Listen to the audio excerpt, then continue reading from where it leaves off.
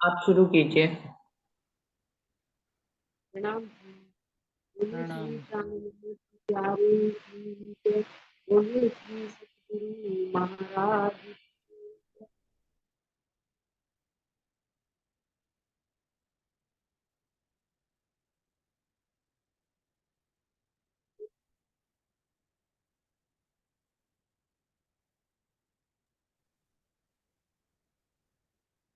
वर्षा आप शुरू करो। हमारे करने लायक कोई आगे, अपने किया कोई हारे। एक छड़ी को सब सुख पाओ, एक छड़ी को सब सुख पाओ, अपने किया बलिहारी, अपने किया बलिहारी। ओ ओ ओ ओ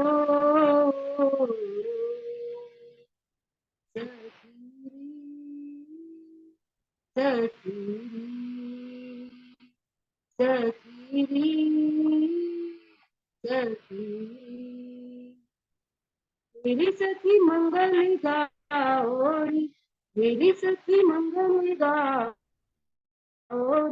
धरती अंबर सजाओरी, धरती अंबर सजाओरी, मिलेंगी पिया से पिया की प्यारी, मिलेंगी पिया से पिया की प्यारी। ऐसा सिंगार सजाओरी, ऐसा सिंगार सजाओरी, पीऊ प्यारे को रिझाओरी, पीऊ प्यारे को रिझाओरी, पिया की खुशी में खुशियाँ है सारी, पिया की खुशी में खुशियाँ है सारी।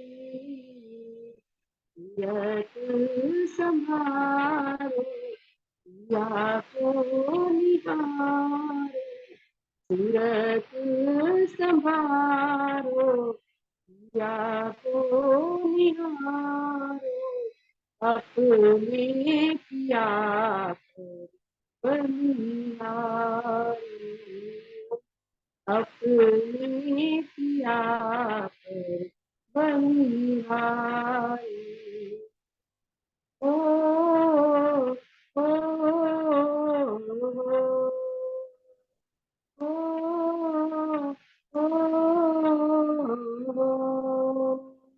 सखी सखी सखी सखी,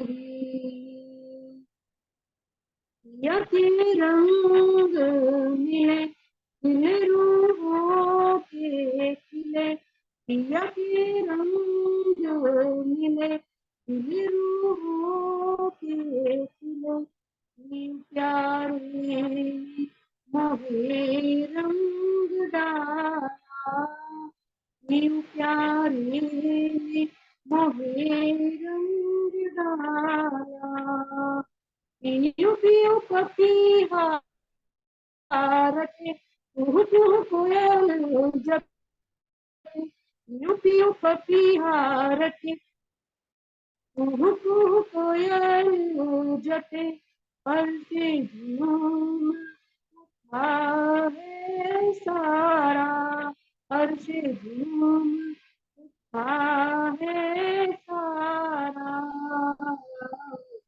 सूरत संभारो या को निहारो, सूरत संभारो या को निहारो, अपने पिया बलिहारी अपने किया बलिहारी ओ ओ ओ ओ ओ ओ सखी सखी सखी सखी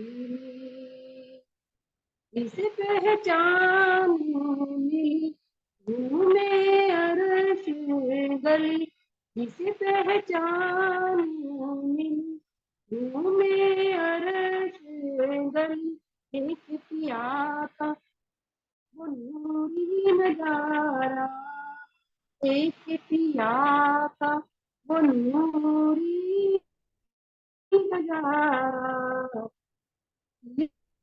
संग रूह चली एक दूजी से मिली या संग रूह चली एक दूजी से मिली पाँव पिया का प्यार वो प्यारा पाँव पिया का प्यार वो प्यारा सीरत संभारो या तो निहारो सीरत संभारो या तो निहारो अपने पिया बलिहारी अपने पिया बलिहारी देख छवि को सब सुख पाओ देख छवि को सब सुख पाओ अपने पिया पर बलिहारी अपने पिया पर बलिहारी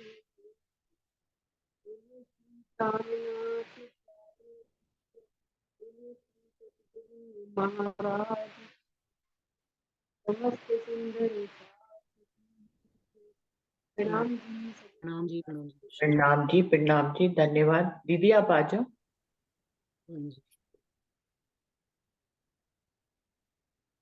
बोले श्री प्राणनाथ प्यारे की जय। बोले श्री सतगुरु महाराज की जय। बोले श्री निजानंद स्वामी की जय। बोले श्री निजानंद संप्रदाय की जय। वंदो सतगुरु चरण को करूं सुप्रेम प्रणाम। अशुभ हरण मंगल करण धनी श्री देव चंद्र जी। श्री प्राणनाथ निज मूलपति श्री महराज सुना। तेज कुंवर श्यामा युगल जिक पल पल कर पिया जिक पल पल कर। प्रथम लागू दो चरण को धनिये न छुड़ाइयो खिन। लाख तली लालेड़िया मेरे जीव के जीव। इन पाँव तले पड़ी रहूं धनी नजर खोलो बातू। पलना वालू निरखू नेत्रे मेरे जीव के ही मेरे जीव के ही।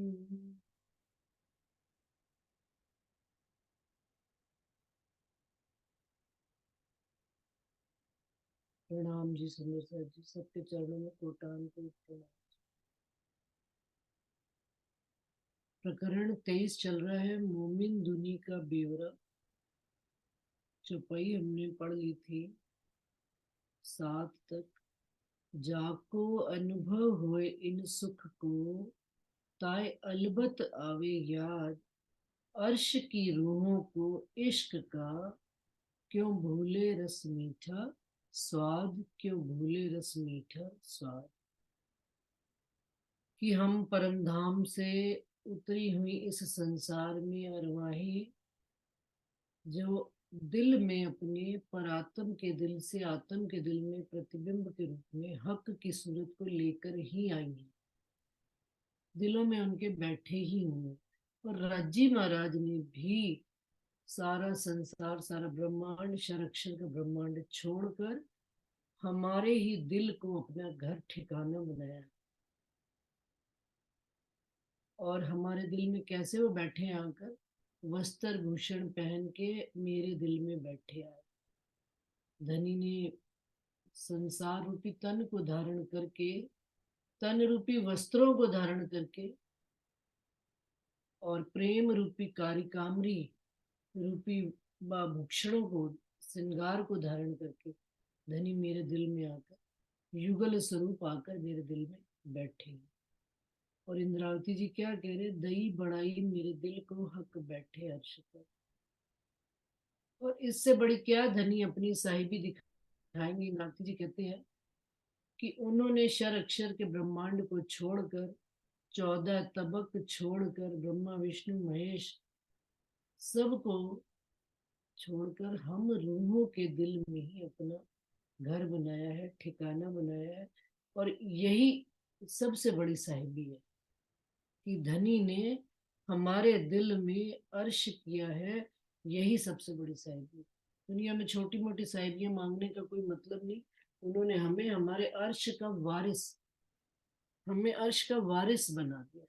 दुनिया जो 14 तबक में छोटी मोटी चीजों का, क्या मैं 4 घर का मालिक हूँ, मैं 5 घर का, मेरी 6 गाड़ियां, मेरी 8 गाड़ियां, लेकिन हम उस अनंत अनंत अखंड परम धाम के वारिस हैं।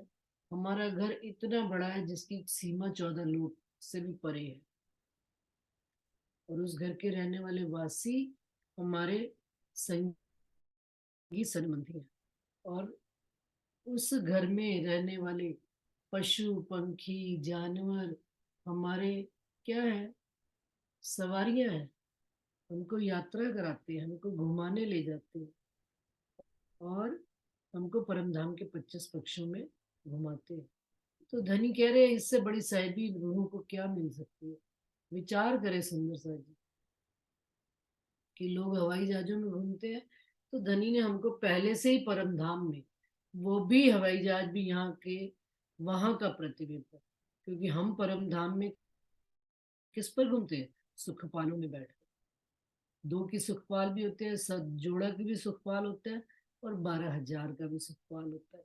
इस बात में हमको कहीं पर भी कोई संशय है नहीं। जिस तरह से यहाँ पर देखा जाए, हेलीकॉप्टर में 2 ही जने बैठ पाते हैं, और हवाई जहाज में कितने ही जने बैठ जाते हैं, पर 12,000 तो नहीं बैठ पाते। हमारा परम धाम का हवाई जहाज इतना बड़ा है, सुखपाल। तो कहने का ये तात्पर्य है कि यदि हम यहाँ से और वहां से मिलान करेंगे, तो हमें खुद को ही अपनी उस घर पर नाज, उस घर का अंग होने का स्वभाव में वो गुण आ ही जाएंगे परम धाम के। तो कहते हैं अर्श की रूहों को इश्क का, क्यों भूले रस मीठा स्वाद। अब उस ही घर की रहने वाली हम रूहें, हमारा जो आहार है वो धनी का इश्क है, हमारा जो व्यवहार है धनी का इश्क। तो कहती है वो हम रूहें कैसे उस मीठे स्वाद को इस संसार में आकर भूल सकते हैं। माना हमने घर बदल लिया, स्थान बदल लिया, तन बदल लिया, लेकिन याद, हमारा अंकुर, हमारी जो निस्बत है वो आज भी धनी से जुड़ी हुई। तो धनी के चरण कमलों से जुड़े हुए हैं। तो हम अपने उस इश्क के रस का स्वाद कभी भी भूल सकते नहीं। भूले भटके कभी न कभी दिल में वो याद आ ही जाती। कि भाई हमारे घर में तो कैसा रहता था, अब यहाँ संसार में आकर हम कैसे हो गए हैं। इसका मतलब है कि हमारे दिल में कहीं ना कहीं याद है कि हम अपने घर में कैसा स्वरूप होता था और यहाँ पर हम कैसे हो। रूह कहलाए छोड़े क्यों अपना, क्यों याद दिए जाए भूल, हक्के याही वास्ते भेजिया अपना नूरी रसूल। हम रूहें अपनी बात कही हुई को भूल न जाए और उनको याद दिलाने के वास्ते राजी महाराज ने इस ब्रह्मांड बसरी सूरत रसूल साहब को भेजा है कुरान लेकर। कुरान में सारी बातें हमारी ही लिखी गई है। कुरान में यहाँ तक लिखा गया है कि भाई इन नापाक हाथों से कुरान को छूना मत।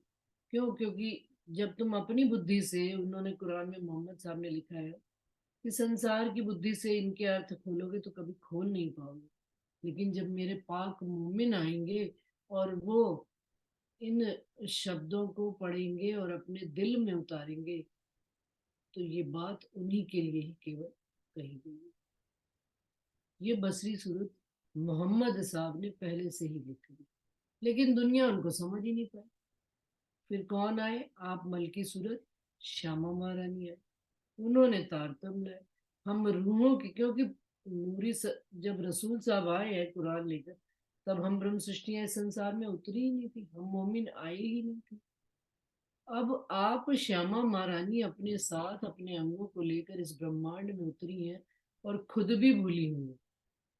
उनको भी याद दिलाने के लिए हक आकर उनका हाथ पकड़ रहे हैं और अपने निज घर की बातें तारतम के रूप में उतार रहे हैं। और सब सुंदर साथ को वो तारतम के माध्यम से ब्रज रास की सारी लीला यहाँ पर घटित कर करके आप श्यामा महारानी हमको बताते हैं। परंतु बात वहीं पर खत्म नहीं होती, बात और आगे बढ़ी। हक की सूरत आप रज्जी महाराज अब आए हैं कौन से सूरत में? बसरी मलकी और हक की सूरत। उन्होंने अब अपना तारतम का तारतम विस्तार किया बातों का। क्या भाई इतनी थोड़ी सी बातें से सुंदर साथ नहीं जग रहा, उनको परम धाम का एक एक जर्रा जर्रा अपनी एक एक बात याद करानी पड़ेगी कि मैंने तुमको क्या कहा था, रूहों ने मुझे क्या कहा था। फिर एक एक बात याद कराने के वास्ते ये बेशक इल्म, ये अखंड वाणी हमारे लिए खुदाई इल्म धनी लेकर आए। और इस इल्म के माध्यम से कहते हैं ना, सो क्यों जावे हके यही वास्ते भेजा। राजी महाराज ने आप ही अपनी तीनों सूरतें हम रूहों के वास्ते अलग अलग रूपों में भेजी, अपने घर परम धाम की याद दिलाने के वास्ते, ताकि हम रूहें कहीं भूल ना जाए। हम कहते हैं हम अरवाहें जो अर्श की तिन सब अंगों इश्क।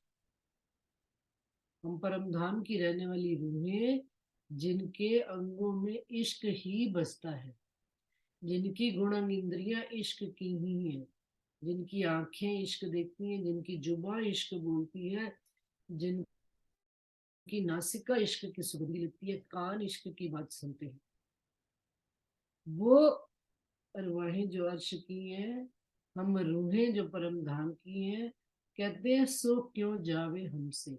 वो इश्क हमसे जुदा कैसे हो सकता है?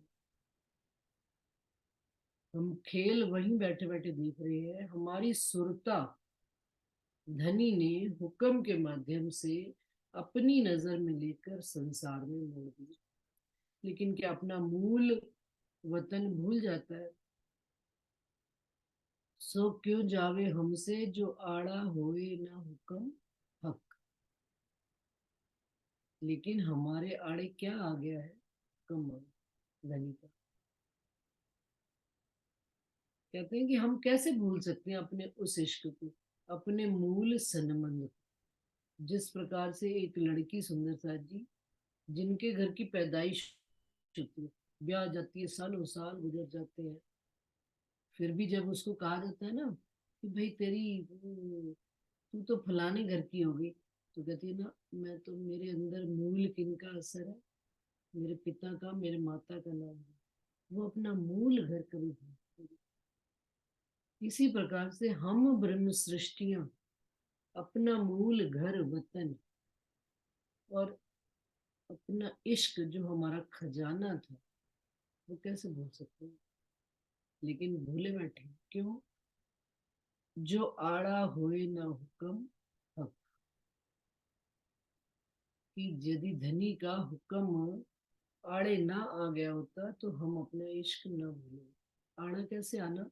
कि धनी ने नजर में लेकर, धनी ने हम सब की रूहों की नजर को अपनी नजर में लेकर इस खेल में मोड़ दिया और इस नए खेल को देखने लगे। अब खेल को देखते देखते रमने लग पड़े, मस्त होने लग पड़े, अपनी असल याद भूलने लग पड़े। लेकिन जैसे ही धनी ने पिंच किया, पिंच करने का क्या मतलब?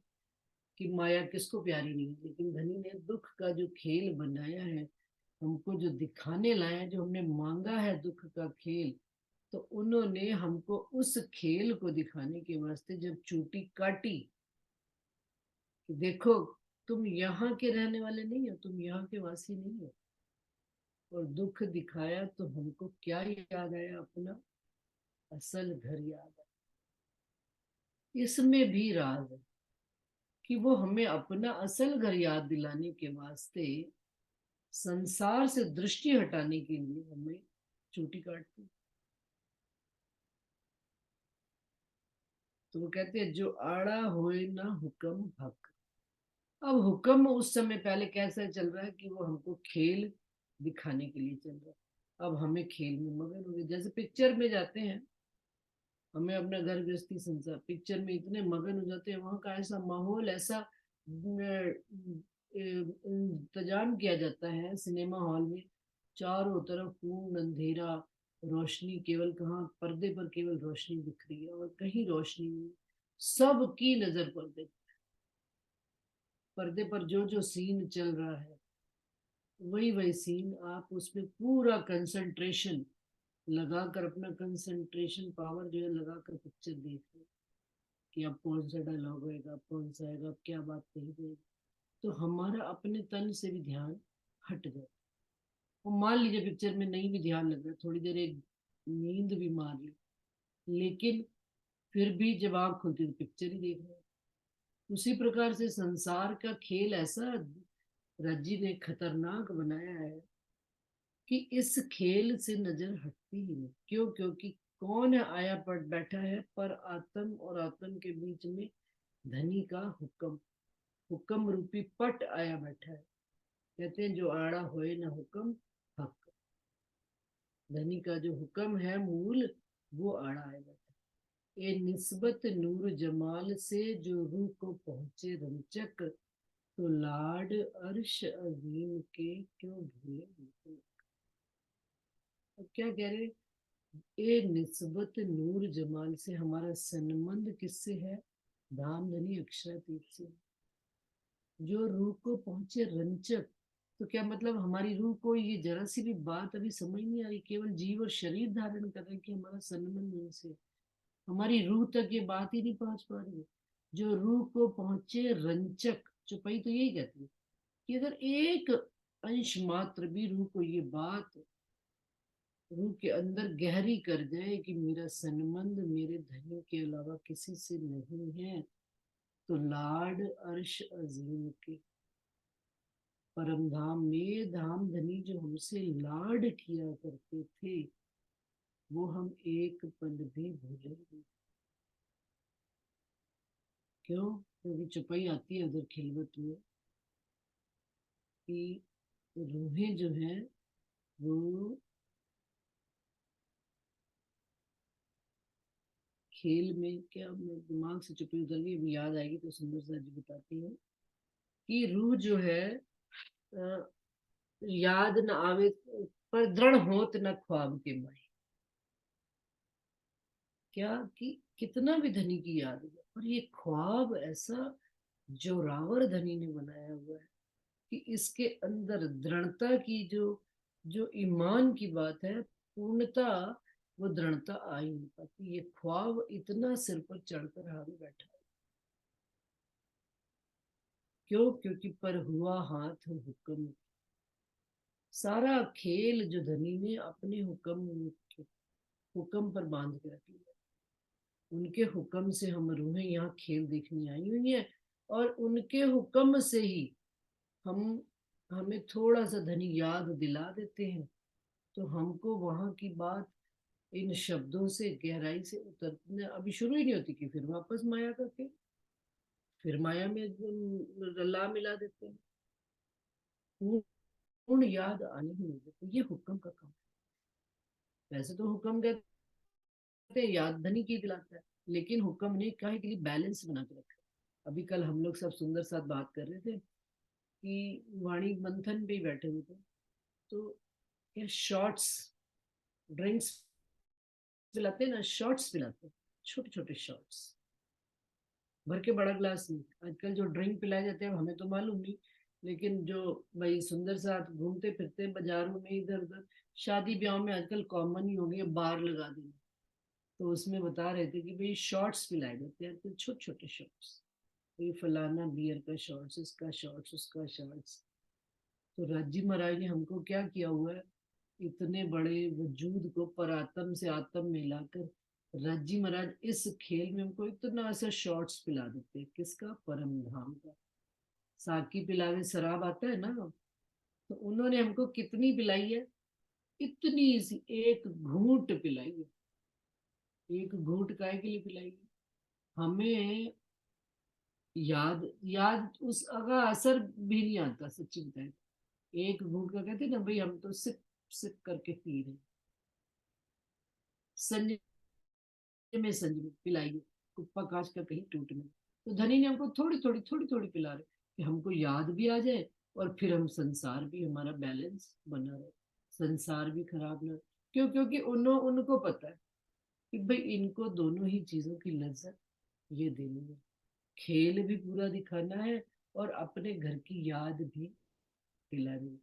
तो धीरे धीरे बीच बीच में खेल के बीच में थोड़ा सा छोटा सा शॉर्ट्स दे दो कि धनी की याद, धनी के प्रति विरह आ गया, धनी का लाड आ गया, धनी के प्रति शुक्राना आ गया, उनकी मेहरों का पता लग गया। और फिर लहर आई, जो तो डूब गया उस लहर में भीग गया धनी की, तो वो तो सराबोर हो गया, लेकिन वो वापस लहर वापस अंदर सागर में मिल गई। लेकिन जब तन मन भीग गया तो असर तो आएगा कि कितना भी चीखना घड़ा हो, पर घड़े पर असर तो आता ही है पानी का। मिट्टी अपने अंदर पानी सोख ही ले, तो हमारे अंदर भी धनी के छोटे छोटे शॉट्स का असर आना शुरू हो जाता है। पर कहते हैं पर हुआ हाथ हुक्म की, ये हुक्म का हाथ हुआ, ये चीज उन्होंने अपने हाथ में लेकर रखी। जो हुक्म देवे यार, जब हुक्म के दिल में आ गया, धनी ने हुक्म किया भाई फलानी रूह को एक शॉट दिया, एक छोटी सी ड्रिंक दिया, 2 घूंट की, 1 घूंट की ड्रिंक दिया, तो क्या हो जाएगी उस ड्रिंक से? हुक्म पहचान हुई, हुक्म आए स्वाद। तो धनी अपने स्वरूप की पहचान भी दे देंगे, और स्वाद भी जिव्या पर आ। अब इस जिव्या पर नहीं स्वाद आएगा, ये खाने पीने वाली चीज थोड़े है जो स्वाद आ जाए, अंतःकरण में स्वाद आ। वाह धनी, क्या बात है, आपने क्या मेहर का नजारा दिखा दिया। कौन सी ऐसा ऐसा सुख आपने हमको दे दिया जो संसार में उसके मुकाबले कोई सुख टिकता नहीं। आपने कौन सा स्वाद खिला दिया कि उस स्वाद के सामने सारे संसार के स्वाद फीके। ये है हुक्म प्यार, कबूल करी हम हंसी को और अपनी मानी। और धनी हमने हाथ जोड़कर ये भी मान लिया, हमने अपनी हंसी को मान लिया। हंसी क्या? कि धनी इश्क आपका बड़ा, हम तो आपके जगाए से जगते हैं, आपके उठाए से उठते हैं, आपके बुलाए से बोलते हैं, आपके हंसाने से हंसते हैं, आपके रुलाने से रोते हैं। और आप याद ना दो तो हम याद भी नहीं करते। ये हमने अपनी कबूल कर लिया। हमें बिल्कुल बेशक हो चुके हैं इस बात में कि आपके चाहने से ही सब काम। हमारा अपना कोई अस्तित्व नहीं। हम चाबी के खिलौने हैं, जितनी चाबी भरोगे उतना ही चलेंगे, वहीं पर खटक कर बैठ। कठपुतली का नाच है, ऊपर से उंगलियां नचा रहे हैं, उंगलियां चलाने वाले धनी हैं। हमारा तो वजूद नीचे से डॉल है, कभी ऐसे कभी वैसे, कभी बिल्कुल रुक जाती है, स्टेबल खड़ी हो जाती है। क्यों? क्योंकि धनी का हुक्म जैसा चाह रहा है चला रहा है। कबूल करे हम हंसी को, हमने ये बात कबूल कर ली। कबूल है, कबूल है, कबूल है। धनी की हमारी गलती थी, हमने मांगा, हमने कहा कि हमारा इश्क बड़ा है। इश्क तो आपका ही बड़ा है। ये खेल में आकर हमने जान लिया है, समझ लिया, पहचान लिया। तो कहते और अपनी मानी भूल, और अपनी गलती भी मान। खेल देखने की गलती मांग ली, खेल मांगा हमने, आपने तो साहिबी दिखाने के लिए खेल दिखाया, लेकिन हमको ये खेल में बड़ा दुख। आनंद भी दे रहे, लज्जत भी दे रहे। ऐसा नहीं है कि राज्य अपनी लज्जत में प्यार नहीं देते, लाड नहीं देते, लेकिन वो अपने मन माफक देते हैं, हम अपने मन माफक मांगते। हमारी पहुंच उनकी सोच तक आती नहीं, तो हमें उतना आनंद नहीं आ पाता। अपनी मानी भूल, सब सुध पाई कुंजी से। और क्या हमने पाई? सारी सुध। हम कौन है, आप कौन है, हम कहाँ के रहने वाले हैं, हमारे धनी का स्वरूप कैसा है, श्यामा जी कैसी है, परंधाम में 25 पक्षी कैसे हैं, सब सुध पाई। 14 लोक में कोई खबर नहीं आपकी, ये भी हमको पता लगे। तो कहते हैं सब सुध पाई कुंजी से। ये चाबी जो आपने तारतम की कुंजी दी है, उससे राजी महाराज हम रूहों ने सारी सुध पा ली। और फुरमान रसूल, और जो रसूल साहब हमारे लिए फुरमान लेकर आए थे, कुरान लेकर आए हैं, और हक की सूरत ये वाणी लेकर आए हैं, इससे सारी सुध हमको मिल गई है।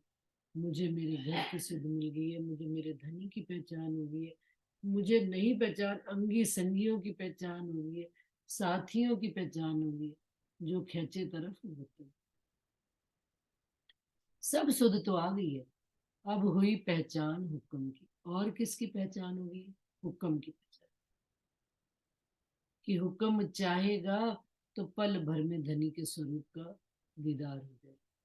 हुक्म चाहेगा, लेकिन अब हुक्म के सिर्फ दोष दे बैठ न रहे मोमिन। लेकिन यदि धनी ने स्वाद लगा दिया, ये बीच दूसरी बात भी करेंगे, लेकिन धनी ने यदि स्वाद लगाया है, तो उस स्वाद की चीज को हम कहते हैं ना, बार बार बनाएंगे। भाई ये टेस्टी बड़ा बनता है खाना, इस खाने को घर में, इससे हेल्थ भी अच्छी रहती है, स्वास्थ्य भी अच्छा रहता है। तो कौन सा स्वाद धनी ने हमको लगाया? इस वाणी का। तो वाणी का मंथन, मनन, विचार, ये धनी ने जब स्वाद दिया है, किस लिए दिया है? कि आगे हम और बढ़े, उसका स्वाद और अधिक ले। जिससे क्या, देखिए हेल्थ भी ठीक रहती है, स्वस्थ रहती है। 4 दिन से बीमार थी, लेकिन कल सुंदर साहब के साथ मिली, बैठी, बीच में बातचीत करी, दुख सुख शेयर किया, बिल्कुल ठीक खड़े। क्यों? क्योंकि ये भी स्वाद धनी ने हमको दिया। तो स्वाद, जब फिर अब ये भोजन दोबारा बनाएंगे तो फिर और आनंद आएगा। आनंद आएगा तो शरीर स्वस्थ रहेगा, जब शरीर स्वस्थ रहेगा तो धनी की राह में और बढ़ेगा। तो कहते हैं सब सुध पाई, अब हुई पहचान हुक्म की। कि ये भी पहचान हुक्म की हो रही है, पहचान कि सब करने कराने वाले। धनी का हुक्म होता है, जैसा मर्जी उतरा, एक जरा न रही शक, इतना सा भी संशय नहीं रह गया इस खुदाई इलम का। 1% भी नहीं रह गया। कोई कहे फलाने देवी देवता, फलाने दुख आए, कुछ है, कष्ट है, उसके पास चले जाओ, शनि देवता के पास चले जाओ, फलाने पंडित के पास चले जाओ, हाथ दिखा लो, ये कर लो, वो कर लो। हमको कहीं पर भी कोई शक नहीं है कि जो हमारे धनी ने किया है वही हमारे लिए सही है, वही हमारे लिए सही है। और उनसे अधिक हमारे लिए बेहतर कोई सोच ही नहीं सकता। इस बात में कहीं कोई संशय रह ही नहीं गया है कि धनी का हुक्म जो चाहेगा, जैसा होगा वही चलेगा, और वही वो कराएंगे जिससे हमको फायदा हो रहा है, नुकसान हो रहा है, जहरी में कुछ भी हो रहा है। लेकिन इस बात में हमको शक नहीं रहेगा। कभी कभी प्रश्न आ जाता है, धनी ये काम क्यों किया आपने मेरे साथ, लेकिन भटकाव नहीं है कहीं पर भी। ठीक है, खुल जाएगा समय आने पर, ये बात खुल जाएगी, अभी नहीं खुल रही तो ना सही, समय आने पर खुल जाएगी।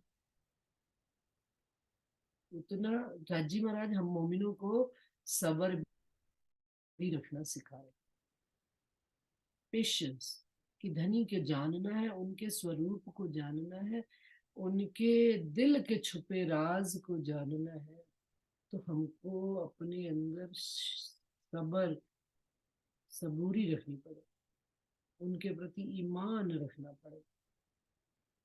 और ये हुक्म जब हमको समझ में धनी का आ जाएगा कि धनी के हुक्म के बगैर, कह तो देते हैं ना, उनके हुक्म के बगैर एक पत्ता नहीं हिलता, लेकिन क्या इस बात को महसूस किया है, इस बात को अनुभव किया है, समझा है हमने? यदि समझ लिया तो सब सुधाई, अब हुई पहचान हुक्म की, एक जरा न रही शक, बोझ हम सिर ना रहा, हक इल्मे दिखाया मुतलक। अब हमारे सिर पर कोई भी बोझ नहीं रहा। कौन सा बोझ?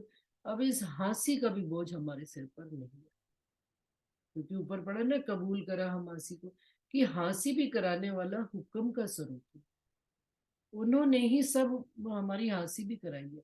तो इस कारण से अब ये बोझ हम मेरे सिर नहीं रहा कि ये काम मैंने किया था, मेरे से गलती थी, नहीं, ये धनी आपके हुक्म ने ही सब काम कराया, हाँसी भी कराई तो आपके हुक्म नहीं कराई, ये बात भी आपने हमको समझाई, ये पहचान आपके हुक्म से हो गई कि एक जरा खेल मांगने से लेकर आज दिन तक जो भी काम हो रहा है आपके हुक्म से हो रहा है। इस कारण से अब मेरे सिर पर बोझ ही नहीं रहा। जब करने वाला कोई और है तो मैं क्यों, मैं जब मेरे को कठपुतली से नचाने वाला, मेरी कठपुतली को, मेरे तन को चलाने वाला कोई और है, तो मेरे सिर पर कैसे बोझ है?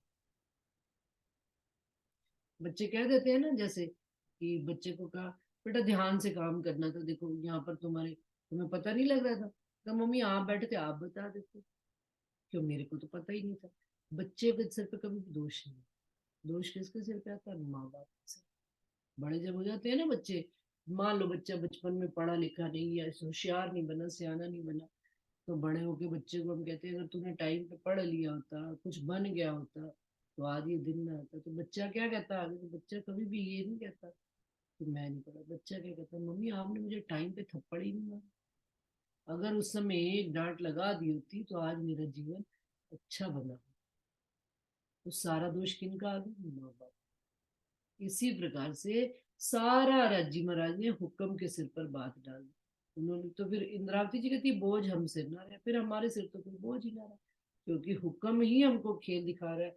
हुक्म नहीं, आज हम सोचे कि हमने कहा इश्क हमारा बड़ा, लेकिन आज समझ में आती है धनी अपनी साहिबी, अपना इश्क, अपना लाड अक्षर ब्रह्म के उस खेल को दिखाने के वास्ते इस खेल की ऐसे रचना की गई कि हमारे दिल में ये बात उपजा गई, क्योंकि हमारे दिल में तो कुछ ना होता। ये खिलवत में मैंने जो भी पढ़ी, ये उपजाने वाले भी बात आप थे, ये राज भी आपने हमको समझा दिया, इसलिए अब हमारे सिर कोई भी बोझ नहीं रहा, हक इल्मे दिखाया मतलब, ये आपके खुदाई इलम से, बेशक इलम से ये बात धनी हमको समझ में आ गई है कि अब हमारे सिर पर बोझ भी नहीं रहा, अब भूल हमारी जरा नहीं, और हक कर थके हंसी, बात आई सिर हुक्म के, अब काहे बिलखे रूह खसी। कि अब भूल हमारी जरा नहीं, अब